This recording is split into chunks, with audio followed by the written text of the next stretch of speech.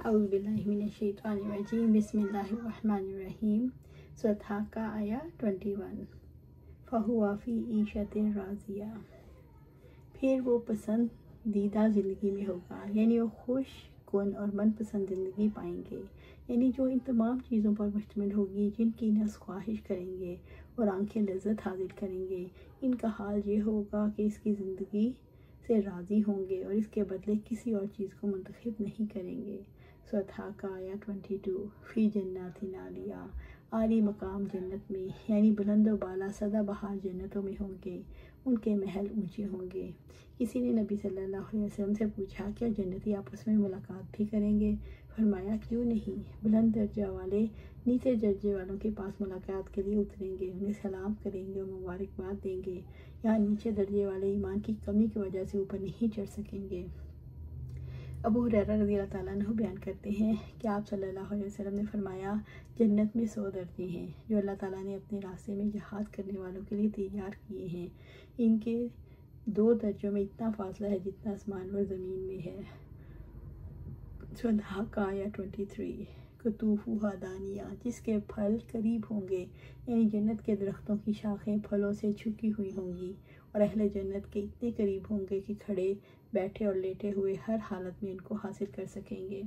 سورۃ حاقہ آیا 24 کلوا واشربو، مزے سے کھاؤ پیو، عزت اور احترام سے اہل جنت سے کہا جائے گا جو چیز چاہے لذیذ کھانے کھاؤ اور مزیدار مشروب پیو، ہنی مزے سے، یعنی ناگواری کے بغیر مزے سے کھاؤ۔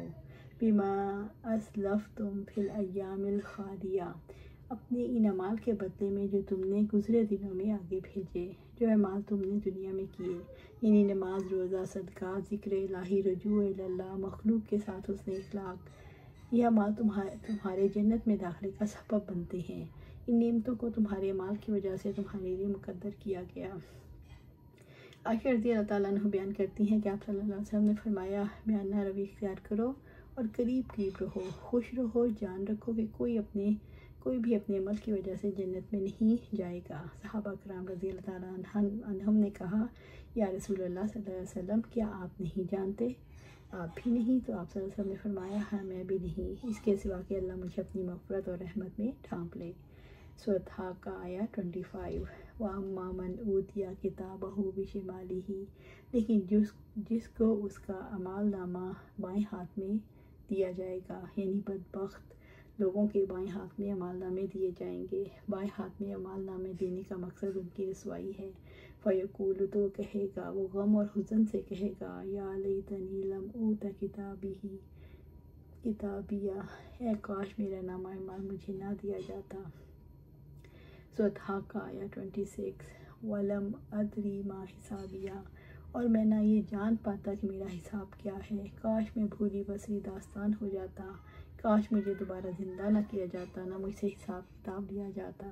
سورۃ حاقہ آیا 27 یا لیتہا کانت القاضیہ، اے کاش وہی فیصلہ کن ہوتی، کاش میری موت کے بعد زندہ نہ کیا جاتا۔ وہ موت کی تمنا کرے گا، حالانکہ دنیا میں موت سے زیادہ ناپسندیدہ کوئی چیز نہیں تھی۔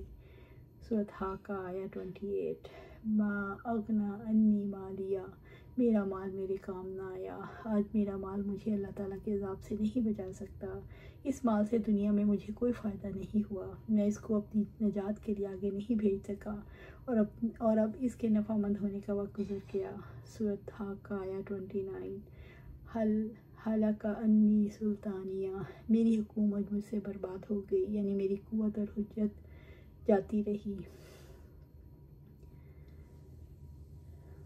اس صورت میں اس سے مراد وہ علاقہ ہے جو کسی شخص یا ادارہ سلطان کی زیر نگی ہو اور اس پر اس کا تسلط ہو۔ سلطان کا دوسری معنی حجت، دلیل اور برہان ہے، اس لحاظ سے اس کا مطلب یہ ہوگا جتنی دلیلیں آخرت کے انکار پر دیا کرتا تھا، آج ان میں سے کوئی دلیل بھی مجھے یاد نہیں رہی۔ سورۃ حاقہ آیا 30 خذوہ فغلوہ، پکڑو اسے توق ڈالو۔ اللہ داروغ جہنم کو حکم دیں گے انہیں سختی سے پکڑو اور ان کے گلے میں توق ڈال دو، یہ توق اس کا گلا گونٹ دے گا۔ اللہ سبحانہ تعالیٰ سے دعا ہے ہمیں قرآن و سنت پر عمل کرنے کی توفیق دے، اس پر جمع دے اور جنت الفردوس کے اعلیٰ مقام پر اپنے پاس گھر عطا فرمائے، آمین یا رب العالمین۔